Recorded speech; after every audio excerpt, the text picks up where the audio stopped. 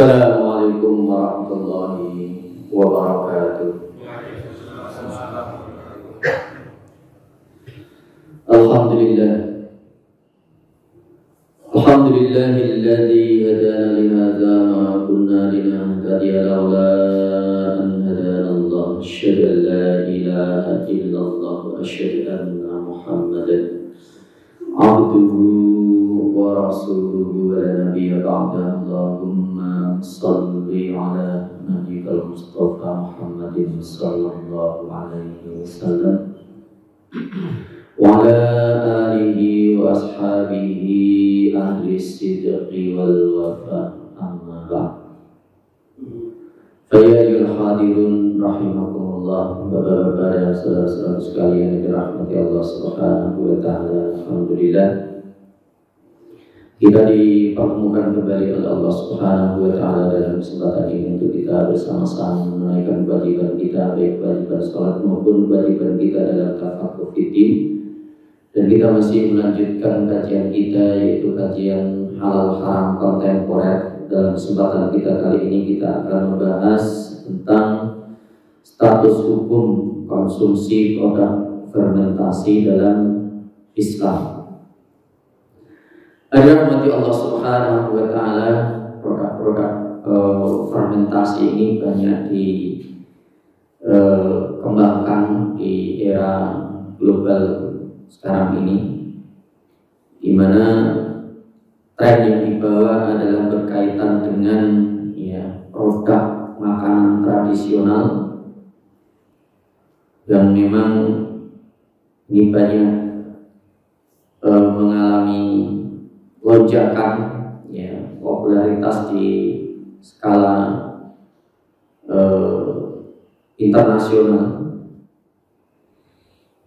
Ada dua alasan kenapa produk fermentasi ini justru semakin diminati. Yang pertama adalah alasannya revitalisasi makanan fermentasi tradisional. Jadi makanan-makanan tradisional kalau di daerah kita ya seperti misalnya tape misalnya, atau tempoyak, tuak, brem, ini banyak diproduksi. Kemudian makanan-makanan yang ada di daerah atau wilayah Asia seperti kimchi, matto, miso, ini menjadi bagian dari budaya lokal dan menjadi industri rumahan yang banyak diproduksi. Kemudian alasan yang kedua adalah berkaitan dengan minuman kesehatan. Ya, karena ada beberapa jenis minuman hasil fermentasi ini yang diyakini akan berpengaruh kepada kesehatan kita. Ya, seperti contohnya misalnya kombucha, kefir, butter kefir, juga biasanya yogurt dan sebagainya. Ini makanan-makanan produk probiotik yang dijadikan sebagai suplemen makanan yang berbasis fermentasi, dan ini dipasarkan sebagai minuman kesehatan yang dipercaya minuman-minuman ini bisa untuk ketahanan daya tahan tubuh. Bahkan mungkin kita sering mengalami kesulitan pencernaan, itu karena diakibatkan tidak kurang atau kita kurang mengkonsumsi makanan atau minuman yang mengandung probiotik, karena ini berkaitan dengan pencernaan makanan. Dicontohkan misalnya kombucha atau kefir, diposisikan bukan hanya sebagai makanan tetapi juga sebagai produk untuk detox, ya, imunitas atau kesehatan usus. Karena memang beberapa produk fermentasi ini baik ya untuk pencernaan kita, karena kesehatan kita itu bergantung kepada pencernaan. Kalau pencernaannya sehat, maka kesehatan kita akan lebih baik. Nah, ketika pencernaan ini tidak sehat atau mengalami gangguan pencernaan, maka ini juga akan berpengaruh kepada kesehatan kita. Rahmati Allah Subhanahu wa Ta'ala. Nah, produk fermentasi ini dalam industri pangan memiliki beberapa peran. Di antaranya yang pertama adalah sebagai pengawet alami. Di fermentasi itu sebagai bagian dari pengawetan makanan.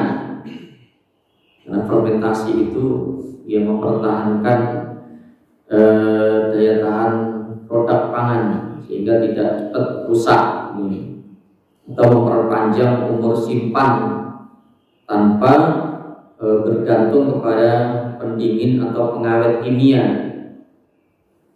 Kemudian yang kedua, meningkatkan nilai gizi. Beberapa proses fermentasi meningkatkan ketersediaan nutrien. Contohnya peningkatan vitamin B, produksi asam organik yang mempermudah penyerapan mineral, juga mengurangi faktor anti nutrien. Ini beberapa manfaat ya dari produk-produk fermentasi. Nah, kemudian permasalahan yang timbul dari aspek fikih atau hukum Islam adalah bagaimana ya alkohol yang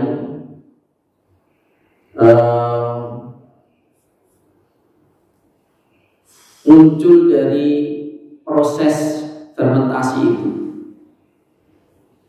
Karena biasanya walaupun tidak semuanya nanti memunculkan alkohol dari produk fermentasi itu tergantung dari jenis fermentasinya.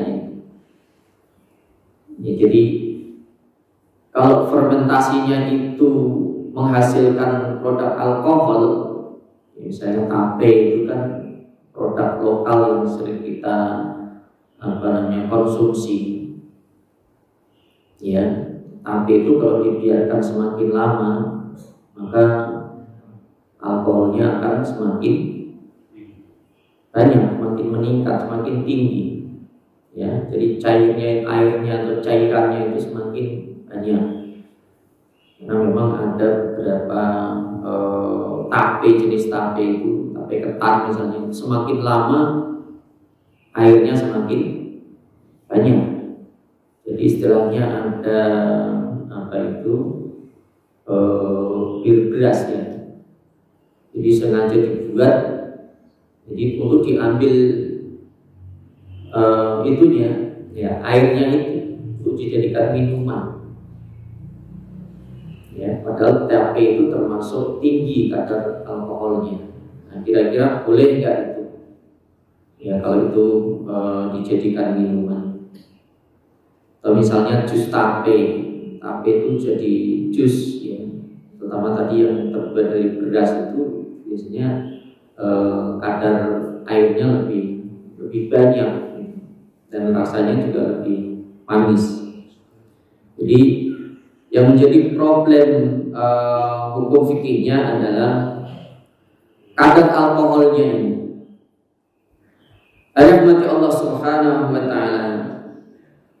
Adakah alkohol yang timbul dari fermentasi ini itu memabukkan ataukah tidak? Kemudian yang kedua, ambang threshold alkohol berapa persen yang ditoleransi atau diperbolehkan, ya, yang itu dipastikan tidak memabukkan. Ya. Kemudian yang ketiga adalah niat dan fungsi produk. Apakah produk itu memang diniatkan dan difungsikan untuk minuman yang memabukkan, ataukah ya produk itu diproduksi dengan alasan kesehatan tadi. Nah, beberapa produk fermentasi itu ada yang baik untuk kesehatan. Nah, ini juga berpengaruh kepada hukum, karena hukum itu al-hukmu yaduru ma'a illatihi. Hukum itu selalu berkisar pada alasannya. Jadi yang menyebabkan suatu itu halal atau haram itu bergantung dari alasannya. Ya, jadi kalau alasannya adalah supaya dia bisa mabuk, ya itu haram. Tapi kalau tujuannya itu memang memproduksi makanan atau produk itu untuk aspek kesehatan, nanti perlu dicek kadar alkoholnya kalau memang itu mengandung alkohol. Ya. Ayat mati Allah Subhanahu wa Ta'ala. Nah, contoh di antara beberapa produk yang mengandung alkohol, tadi kombucha misalnya, itu memiliki rentang alkohol antara 0,5% sampai 2% dalam kondisi tertentu. Kemudian kefir, ini minuman yang terbuat dari susu yang difermentasi, umumnya berkisar antara 0,5 sampai 1%. Ya, yogurt atau kimchi, ya, etanolnya biasanya cukup rendah, yaitu 0,1, sehingga tidak mabuk. Jadi kalau orang minum yogurt walaupun itu banyak, ya, atau kimchi itu tidak akan mabuk karena kadar alkoholnya cuma 0,1, ya. Itu secara hukumnya halal. Maka yang perlu dicek nanti adalah kadar alkoholnya. Kemudian tape misalnya, tape ketan atau tape singkong, ini memiliki kadar alkohol yang kalau dibiarkan semakin lama itu justru semakin tinggi, bahkan bisa sampai sekitar 3%. Ya, dalam penelitian itu tape itu bisa sampai 3% kadar alkoholnya. Jadi semakin disimpan dalam waktu yang cukup lama itu kadar alkoholnya makin meningkat. Nah, sehingga kalau yang kita makan tape yang kita makan, biasa kita makan tape atau dari beberapa tempat tertentu itu ya memang yang dijual itu yang produk itu, ya. Produk tape ketan, tape singkong gitu. Kemudian berikutnya adalah tuak atau arak atau brem. Ya, brem itu juga produk makanan yang sebenarnya mengandung alkohol itu. Ya. Itu tergantung dari proses produksinya, sehingga bisa menghasilkan kadar etanol tinggi. Ya, jadi makanan tadi tuak, arak, brem itu bisa mengandung alkohol yang tinggi.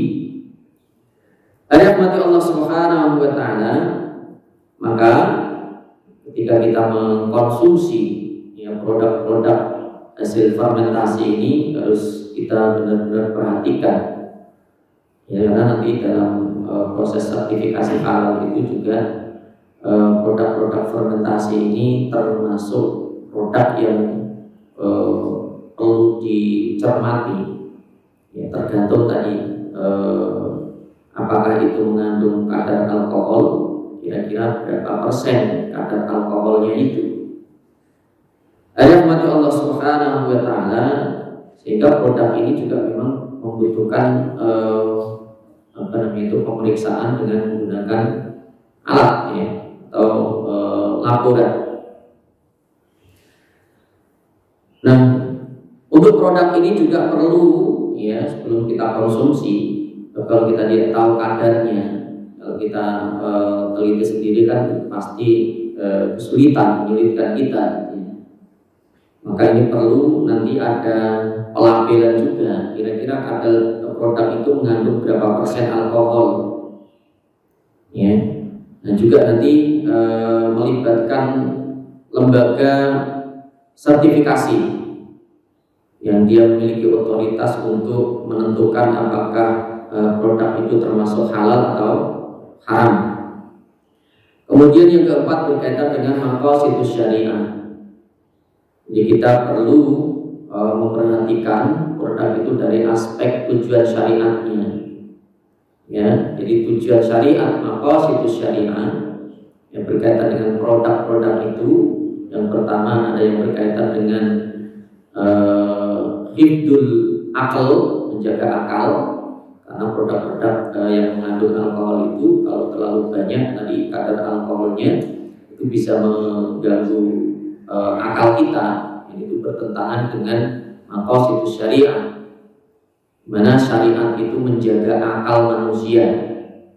Jadi kenapa alkohol itu diharamkan atau miras itu diharamkan? Karena itu bertentangan dengan maqasidus syariah, yaitu hifdul akal.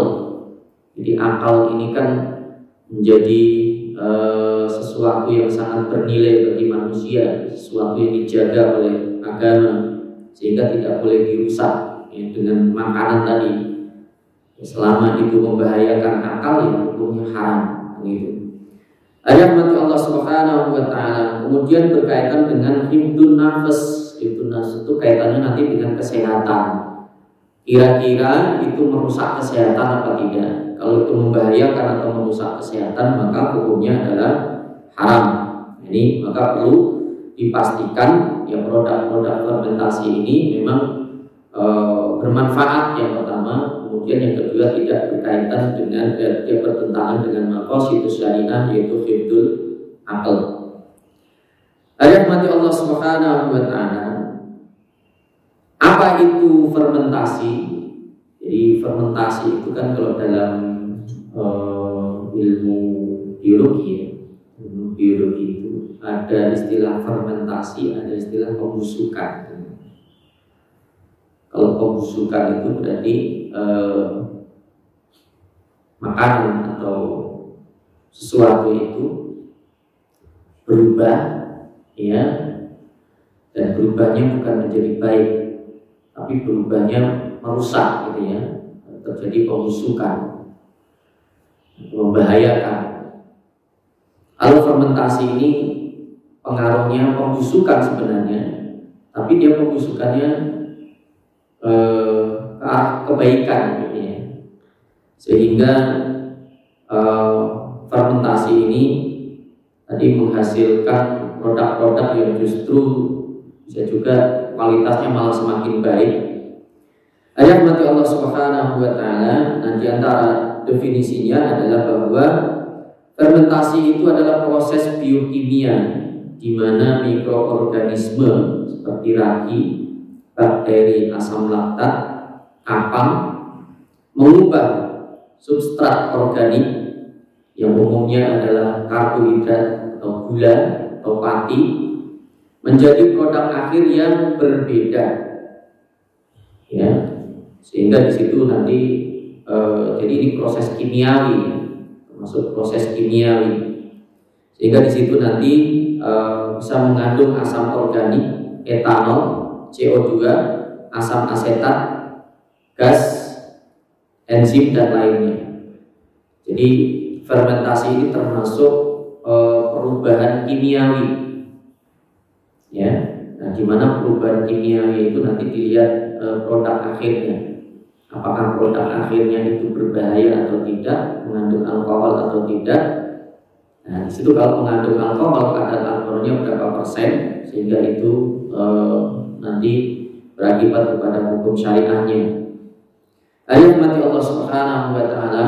Proses kimiawi ini termasuk proses yang unik, ya, karena dia bisa merubah zat, ya, pada produk atau makanan atau sesuatu.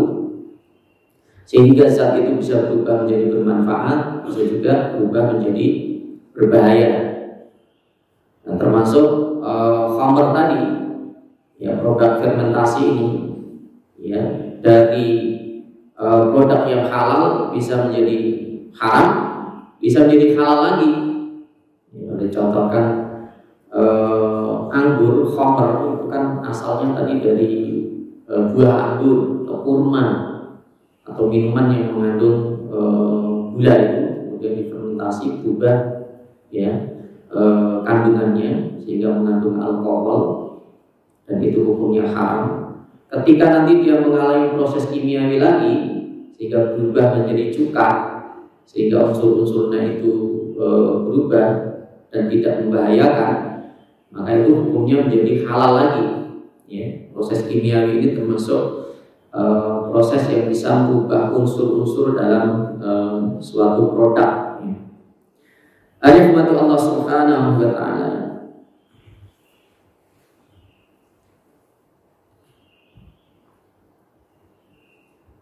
Bagaimana perspektif fikih?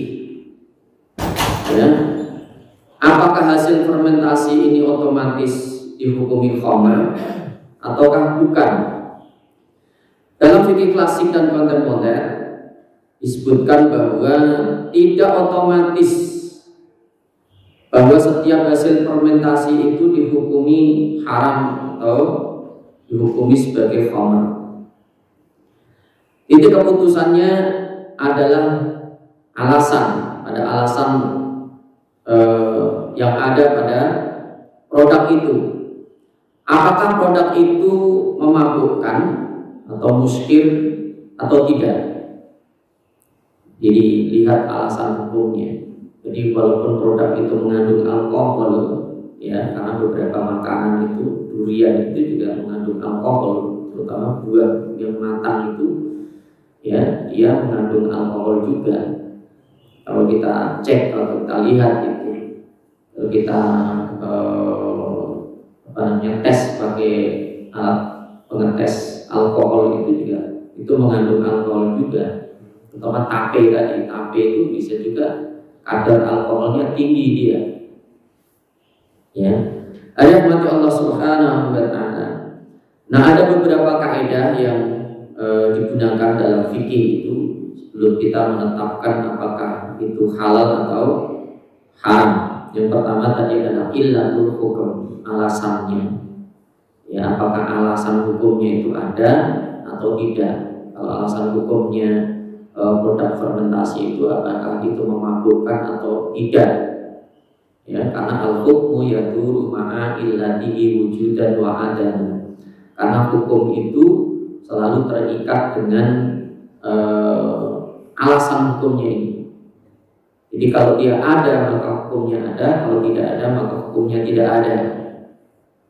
Jadi kalau suatu produk tadi ada alasan hukumnya, contohnya tadi memabukkan, kalau memang itu terbukti memabukkan, itu hukumnya haram.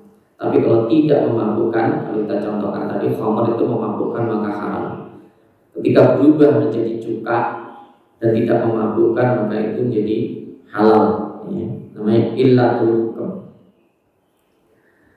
Rahmat Allah Subhanahu wa ta'ala. Kemudian dilihat apakah memang produk itu terbukti memabukkan atau tidak. Ada nggak kira-kira orang yang makan tape dengan jumlah yang banyak itu mabuk karena makan tape, atau mabuk karena makan durian. Durian ada banyak mabuk makan durian, ya bisa apa itu, kalau punya penyakit tertentu darah tinggi atau apa itu bisa, ya, jadi itu bisa membahayakan, ya. Rahmat Allah Subhanahu wa ta'ala. Kemudian yang ketiga harus ada kepastian. Jadi sesuatu itu dalam Islam itu hukum itu harus pasti, harus jelas. Karena halal haram itu jelas. Al haram bayyinun, al halal bayyinun, wal haramu bayyin. Halal itu harus jelas, ya. Haram itu harus jelas. Wa ma bainahuma umurun, ya, mustabihatun. Jadi kalau kita tidak bisa memastikan apakah itu halal atau haram, maka itu hukumnya adalah syubhat. Barang siapa yang terjatuh pada syubhat, maka hukumnya adalah haram. Ya, maka halal itu harus jelas, harus pasti. Ya. Nah, itu nanti perlu uji lab untuk membuktikan apakah itu kadar alkoholnya tinggi atau tidak, harus diuji lab. Ya. Ayat mati Allah Subhanahu wa ta'ala. Kemudian niat atau tujuannya tadi, dia membuat produk itu tujuannya untuk apa? Memang untuk kesehatan ataukah memang pengen untuk sebagai makanan atau minuman yang bisa memabukkan? Kalau untuk tujuan memabukkan ya pasti haram.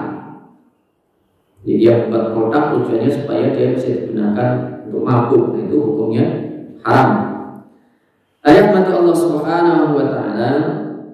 Maka untuk menentukan itu ada beberapa lembaga, kalau di Indonesia itu oleh Majelis Ulama Indonesia, itu perlu ditentukan, ya, ditentukan kadar alkoholnya, kadar alkohol yang ditoleransi atau diperbolehkan untuk produk-produk hasil fermentasi itu berapa persen. Memang ini di Indonesia itu ada perubahan-perubahan dari waktu ke waktu. Ya, dulu awalnya MUI itu mentoleransi sampai 1%, tapi sekarang diubah menjadi 0,5%. Ya, setelah dilakukan penelitian ulang, ya, kajian ulang berdasarkan hadis Rasulullah SAW, di mana Rasulullah itu melarang sahabatnya untuk minum jus, ya, yang terbuat dari buah anggur. Jadi jus itu sudah ada sejak zaman Nabi. Jadi kalau anggur itu dibuat jus, kita blender misalnya, kita minum, ya boleh-boleh saja. Ya, jadi buah anggur kita jus, kita minum itu boleh-boleh saja. Padahal di situ sebenarnya ada kadar alkoholnya, tapi selama itu masih dari buah asli, itu kadar alkoholnya masih sedikit. Tapi kalau sudah 3 hari, ya, kita simpan dalam kulkas misalnya. Kalau sekarang kan ada kulkas, ya, itu sebenarnya bisa beberapa hari, ya, bisa 1 minggu itu tidak berubah kalau ditaruh di kulkas. Ya, punya jus jambu, punya jus tadi anggur misalnya, itu kalau tidak berubah ya boleh-boleh saja. Tapi pada zaman Nabi itu beliau melarang orang itu mengkonsumsi jus anggur setelah 3 hari. Ya, jus anggur setelah 3 hari, karena dulu tidak ada alat pendingin, ya, sehingga dalam 3 hari itu berubah kadar alkoholnya, itu termasuk fermentasi alami. Ya, kadar alkoholnya terjadi peningkatan. Nah, itulah yang diteliti oleh MUI berdasarkan itu.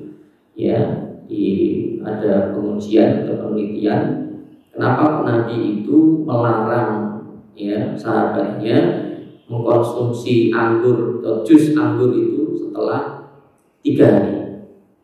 Nah, setelah diamati hari pertama kadar alkoholnya berapa persen, hari kedua berapa persen, hari ketiga ternyata hari ketiga itu kadar alkoholnya kira-kira 0,5%. Ya, disitulah yang kemudian setelah adanya perbandingan dengan hasil fermentasi yang lain pada hari yang ketiga, ya, diputuskanlah oleh MUI bahwa kadar alkohol untuk produk fermentasi itu diperbolehkan dengan toleransi 0,5%. Jadi berdasarkan itu, kenapa dia memutuskan kadar alkohol yang diperbolehkan dalam produk fermentasi itu 0,5, padahal sebelumnya 1%.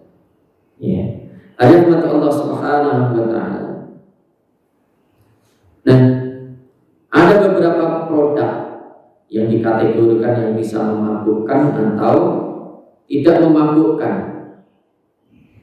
Di antara kategori yang memabukkan dan itu tergolong sebagai khamr kalau memabukkan, contohnya adalah tuak atau arak tradisional. Ini terbuat biasanya dari nira aren atau nira kelapa, di cairnya itu. Yaitu kalau masih awal-awal itu kan biasanya dibuat, diolah bisa jadi gula ya, gula aren atau gula kelapa ya. Nah itu kalau difermentasi bisa jadi arak, bisa jadi tuak. Nah, itu juga memang sejak dahulu itu bisa diproses jadi ya. Jadi proses fermentasi ragi mengubah gula nira menjadi etanol sampai kadar tinggi, bisa sampai 4 atau 8%. Ya, tuak itu atau arak tradisional itu yang terbuat dari nira, aren atau kelapa itu kalau difermentasi bisa kadar alkoholnya itu 4 sampai 8%. Nah, itu hukumnya pasti haram, ya. Hukumnya haram. Kemudian wine, bir, ya. Fermentasi sempurna dengan ragi untuk membuat minuman beralkohol. Nah, itu tujuannya memang untuk membuat minuman beralkohol, ya. Itu hukumnya pasti haram karena digunakan tadi tujuannya untuk membuat minuman yang memabukkan. Kemudian yang kedua, produk yang tidak memabukkan. Kalau tidak memabukkan biasanya halal. Dengan ketentuan perlu dicek, perlu dikontrol, harus ada tes lab tadi ya. Nah, di antara produk fermentasi yang tidak memabukkan itu, contoh misalnya tempe. Dan tempe itu termasuk produk fermentasi karena dia melibatkan ragi, yaitu proses fermentasi. Tapi itu tidak memabukkan, ya. Justru itu baik untuk kesehatan. Ya, kalau kita makan tempe itu kalau bagusnya itu malah tidak digoreng atau tidak direbus ya, langsung. Karena itu justru bagus untuk pencernaan, ya, membantu ada bakteri-bakteri yang itu positif membantu pencernaan. Kemudian oncom itu juga proses fermentasi, ya, karena diragi juga. Kecap itu juga mengalami proses fermentasi juga, ya, tapi dia kadar alkoholnya itu tidak tinggi, ya. Tauco, ya, kemudian kimchi itu makanan tradisi Korea, ya, dari itu lobak ya, dari jenis sawi ya, sawi putih yang dicampur dengan cabai dan bahan-bahan lainnya itu justru sehat itu, ya, masuk baik gitu. Itu tidak haram, ya, kecuali nanti campuri dengan ada unsur haram gitu. Tapi kalau secara fermentasinya itu boleh. Yogurt itu juga dia menggunakan bakteri kan, bakterinya baik untuk pencernaan. Walaupun di situ mengandung alkohol juga, tapi itu masih diperbolehkan. Keju itu justru baik untuk pencernaan. Karena di situ juga memang mengandung ada unsur tadi yang fermentasi juga, itu kan dari susu. Jadi diproses melalui juga proses fermentasi juga. Kecuali dia mengandung enzim, ya, mengandung enzim hewani yang diharamkan, karena nanti dalam proses pembuatan keju itu melibatkan enzim, ya, untuk pembukuannya itu terutama. Ayat mati Allah Subhanahu wa Ta'ala. Nah, produk-produk ini ya hukumnya halal, ya, karena tidak memabukkan.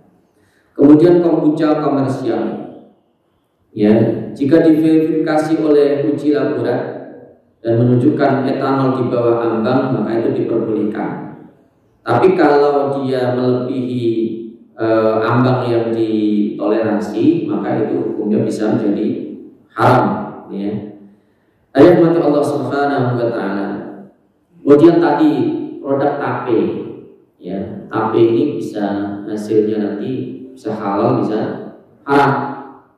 Tapi kalau selama itu tape yang kita makan, ya, tape walaupun mengandung kadar alkohol yang cukup tinggi, selama itu masih bentuknya itu tape, ya, bukan diambil airnya, tidak diperas gitu ya, atau tidak di blender kemudian diambil airnya, itu sebenarnya masih boleh selama itu dalam bentuk tape padat, ya.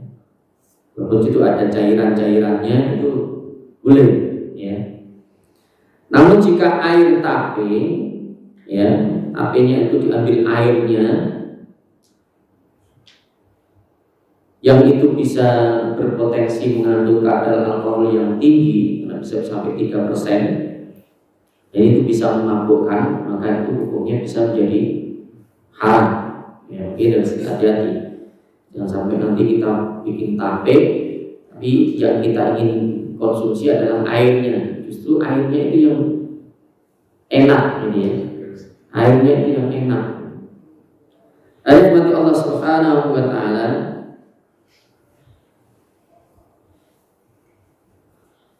Di antara alasan Al-Quran dan hadis, ya, bahas tentang keharaman hasil fermentasi ini disebutkan di dalam Al-Quran. Allah Subhanahu wa Ta'ala berfirman, ya ayyuhalladzina amanu innamal khamru wal maisir wal ansab wal azlamu rijsun min amali syaitan. Dikatakan di situ karena dampak buruknya. Jadi disebut dari bahayanya. Bahaya dari khamr itu bisa berdampak kepada perbuatan buruk atau perilaku buruk. Maka disebutkan tadi min amali syaitan. Fa innahu rijsun min amali syaitan. Jadi rijs itu artinya kotor. Jadi rijs kotor itu bisa maknanya rijs amali, ada rijs dzati. Jadi kotor itu bisa yang kotor itu perbuatannya mengakibatkan perbuatan yang kotor, keji, buruk, maka itu hukumnya haram. Termasuk khamr itu haram karena bisa membawa kepada perbuatan yang buruk. Bahkan disebutkan bahwa induk dari semua kejahatan itu adalah khamr, ya. Induk dari semua kejahatan itu adalah khamr. Karena apa? Karena itu bisa menghilangkan akal. Orang yang kehilangan akal itu bisa melakukan apa saja. Ya, dalam kisah klasik itu ada, ya, contoh ini seorang yang soleh, ya, orang yang soleh pernah dirayu oleh seorang wanita, tidak mau, ya, karena dia tahu itu haram. Oleh wanita itu, yaudah kalau nggak mau cukup, ya, dikasih minuman keras. Ya, dia memilih mana? Ya, dia milih yang ringan. Ini kisah orang terdahulu. Dia pikirnya ringan itu adalah minum daripada zina. Ternyata ketika dia minum, zina pun dilakukan. Tidak hanya itu saja, dilihat oleh anak kecil ketika dia melakukan itu, anak itu dibunuh juga. Jadi dosanya ya dosa minum, ya dosa zina, ya dosa membunuh. Ini hingga disebut bahwa khamr itu adalah ummul khaba'is, induk dari segala kejahatan. Ayat mati Allah Subhanahu wa Ta'ala. Dalam hadis Rasulullah sallallahu alaihi wasallam, Rasulullah sallallahu alaihi wasallam bersabda, kullu muskirin khamrun wa kullu muskirin haramun. Segala sesuatu yang memabukkan itu adalah khamr, dan segala sesuatu yang memabukkan itu hukumnya adalah haram. Ya, khamr itu artinya yukhammirul aql. Yukhammirul aql itu artinya adalah mengacaukan akal. Jadi segala sesuatu yang berakibat kepada mengacaukan akal. Jadi orang-orang yang mengkonsumsinya itu akalnya jadi kacau, error gitu ya. Itu apa saja, tidak hanya minuman saja, termasuk narkotika itu. baik itu dihisab, baik itu itu kiasannya. Jadi kalau di dalam Al-Quran itu yang di dalam Al-Quran hadis itu ya yang disebutkan khamr.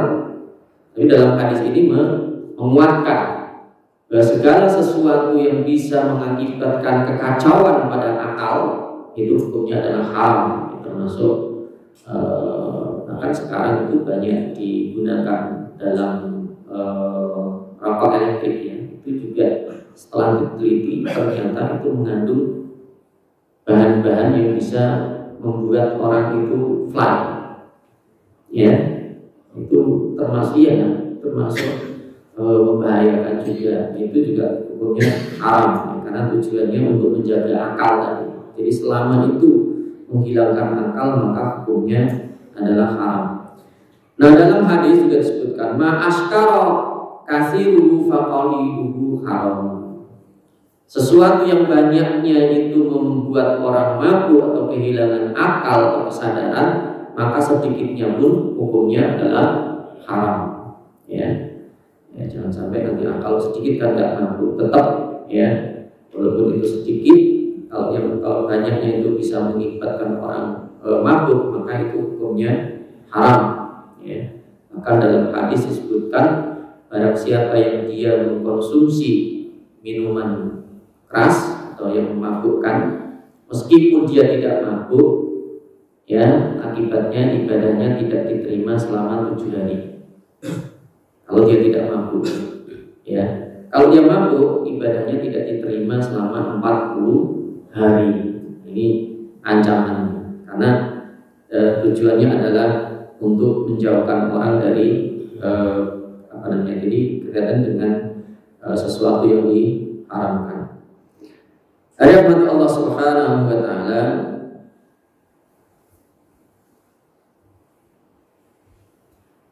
Nah, di antara beberapa kaidah yang bisa kita ambil ya berkaitan dengan produk fermentasi ini, yang pertama adalah kaidah al-umuru bi maqasidiha, bahwa segala sesuatu itu tergantung dari niat dan tujuannya. Tadi ketika kita membuat produk itu tujuannya untuk apa?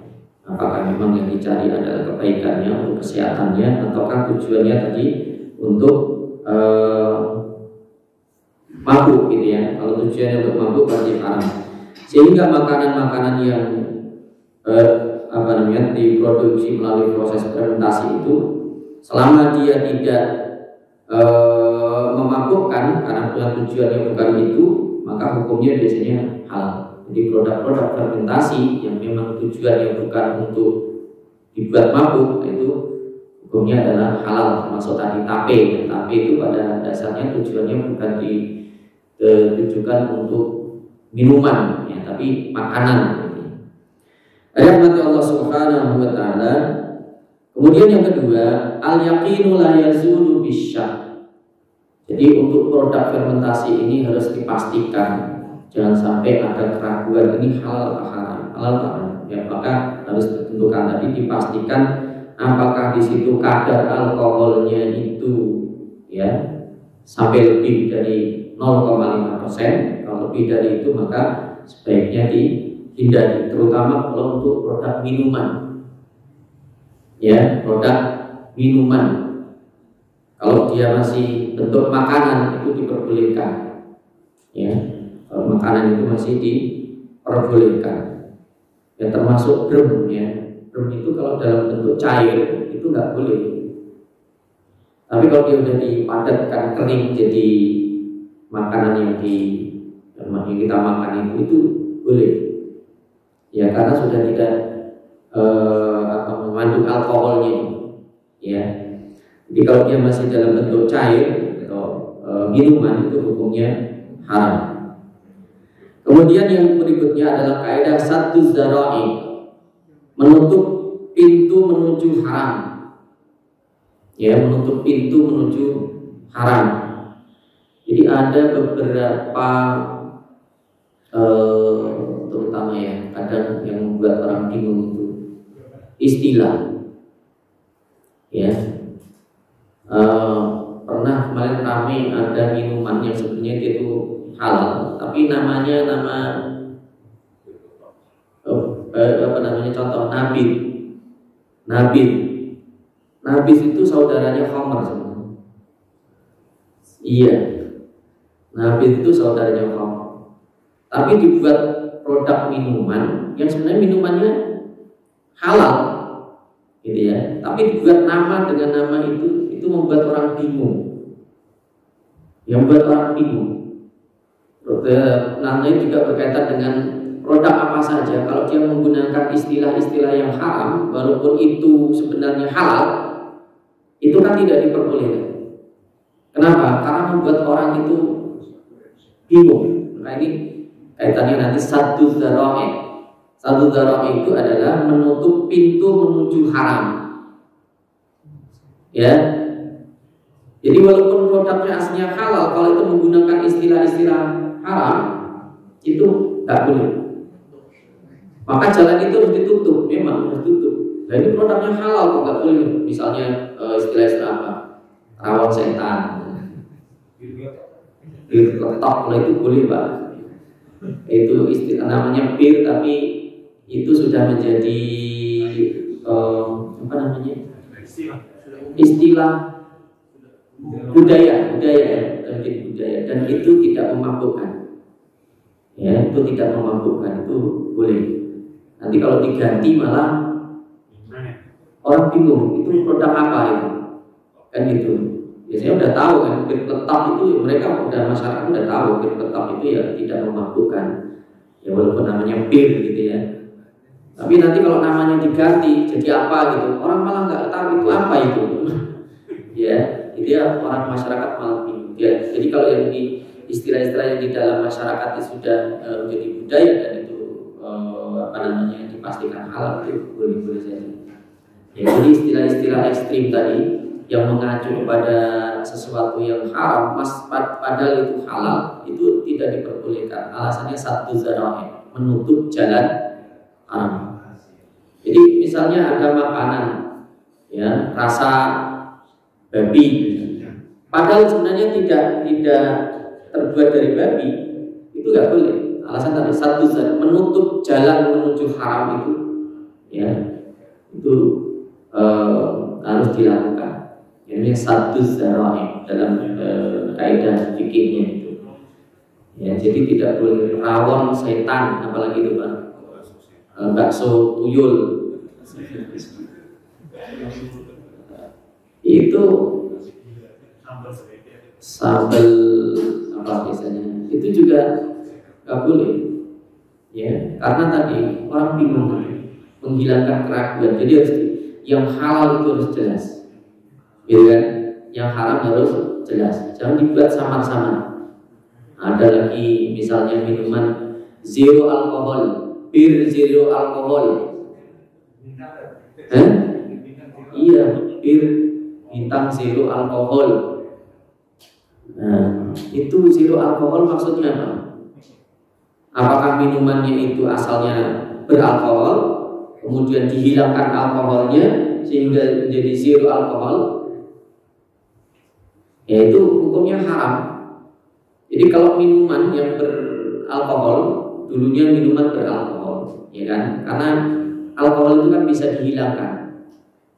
Jadi titik-titik alkohol itu kan 80 derajat. Kalau air kan 100. Jadi untuk menghilangkan alkohol, kalau minuman itu dipanaskan 80 derajat, itu alkoholnya akan menguap. Sehingga alkoholnya hilang. Ya. Itu tetap hukumnya haram. Ya, jadi kalau dikatakan bir zero alkohol dan memang asalnya memang dari minuman keras, ya, itu tetap hukumnya haram.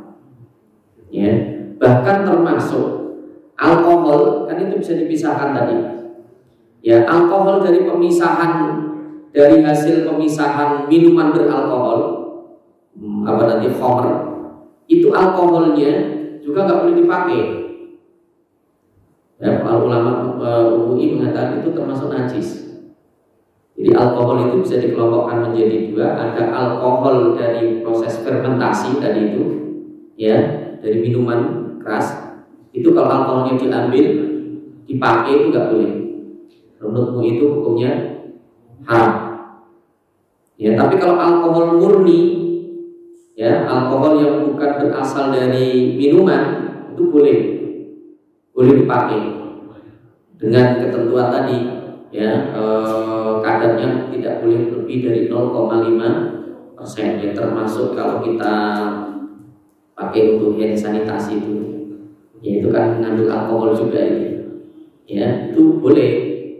Kenapa? Karena itu bukan berasal dari produk minuman keras, ya, itu boleh. Termasuk untuk membersihkan alat-alat kesehatan itu kan boleh, karena tidak diambilkan dari produk minuman keras, ya. Tapi kalau itu berasal dari produk minuman keras, boleh nggak boleh, ya, itu dihukumi najis, haram. Termasuk minyak wangi yang kita pakai itu biasanya menggunakan alkohol dari proses kimiawi, ya, bukan dari alkohol yang diambil dari proses minuman keras tadi, ya, itu diperbolehkan. Ayat mata Allah Subhanahu wa taala. Silakan kalau disampaikan. Ya. Kan ada proses spiritus. Ya. Itu dari alkohol. Nah, yang saya mau tanyakan itu adalah ampas daripada ketan ini. Itu kalau dulu di kampung saya buat bukakan mana-mana. Itu ampasnya di press, terus kemudian dicampur untuk makanan bebek. Nah, jadi pertanyaan, itu kadang bebeknya sampai teler. Kalau seandainya lupa dicampur dari ampas apa tape dari ketannya itu dengan alkohol atau misalkan daun-daunan, nah itu kan itu nanti dalam sebelah. Jadi kalau nah itu gimana tuh? Iya. Miring ya? Bebek itu sampai mabuk. Iya, ada gitu kok. Iya, kalau itu kan sebenarnya masih diperbolehkan. Jadi ampasnya itu kan sebenarnya sudah, itu kan dari tape. Iya. Jadi kalau tadi itu dibedakan. Kalau tape padat, walaupun itu masih mengandung alkohol, itu kan aslinya boleh. Yang tidak boleh itu kalau diambil airnya, ya kan, airnya. Jadi ampasnya itu sebenarnya boleh, ya, boleh. Ya, nggak boleh itu kalau dijadikan minuman, terutama kalau jadi minuman. Itulah yang disebut dengan khamar tadi. Jadi kalau masih ada ampasnya itu masih dibolehkan. Tapi kalau sudah tidak ada ampasnya itu yang tidak boleh. Jadi ampasnya boleh-boleh aja, nggak masalah.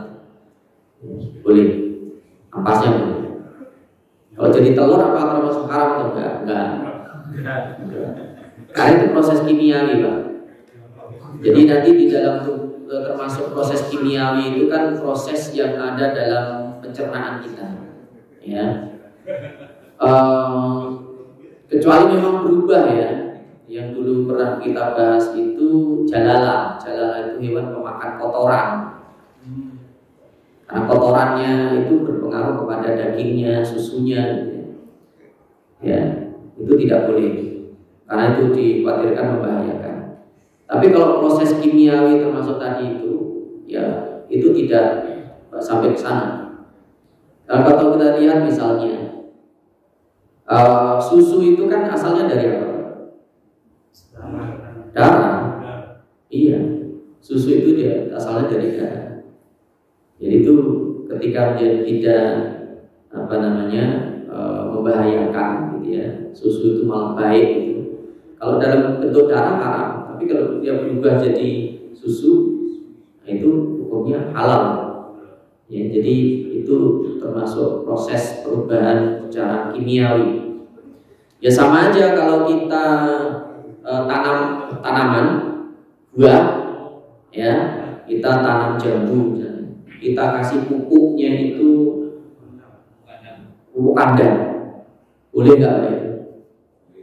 Boleh, ya, karena itu sudah melalui proses kimiawi. Kalau dicek di buahnya itu ya tidak ada unsur kotoran, itu tidak ada.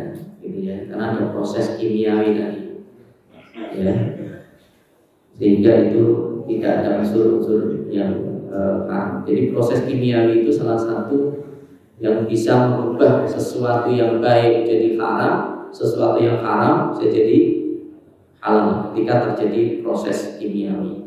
Gitu. Ya, silakan. Ya.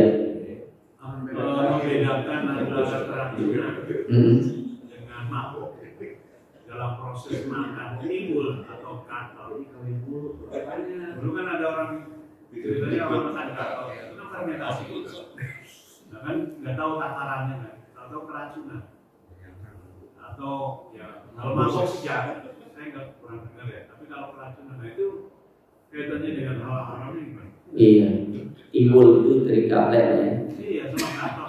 Dari gatot timbul apalagi itu aslinya dari gaplek itu apa namanya, tidak mengalami proses fermentasi sebenarnya. Berarti bisa juga dari penjamuran.